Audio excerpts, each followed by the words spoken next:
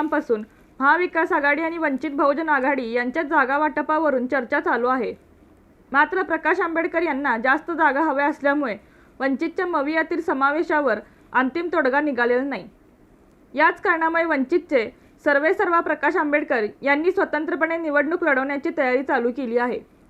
असे असतानाच महाराष्ट्राच्या राजकारणात नवे समीकरण उदयास येऊ शकते, कारण ओबीसी समाजाचे नेते तथा ओबीसी बहुजन आघाडी पक्षाचे नेते प्रकाश शेंडगे यांनी प्रकाश आंबेडकर यांची भेट घेतली आहे। या भेटीत लोकसभा निवडणूक एकत्र लढवण्यावर चर्चा झालेली आहे।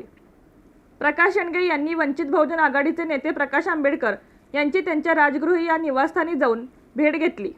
या भेटीनंतर त्यांनी माध्यम प्रतिनिधींशी संवाद साधला।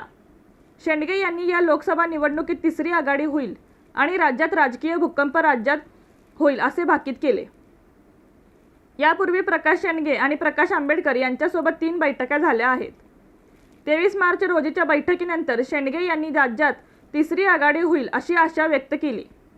ओबीसी बहुजन पार्टी आणि प्रकाश आंबेडकर यांची वंचित बहुजन आघाडी एकत्र ताकदीने लढतील। आम्ही 22 जागांवर उमेदवार देण्याची तयारी केली आहे, असे प्रकाश शेंडगे यांनी सांगितले। तसेच प्रकाश आंबेडकर आणि आम्ही एकत्र आलो तर राजकीय भूकंप झाल्याशिवाय राहणार नाही, असा विश्वासही त्यांनी व्यक्त केला। प्रकाश शेंडगे यांनी 48 मतदारसंघापैकी एकूण 22 मतदारसंघांवर उमेदवार देण्याची तयारी केली आहे। तसा प्रस्तावही त्यांनी प्रकाश आंबेडकर यांना दिला आहे।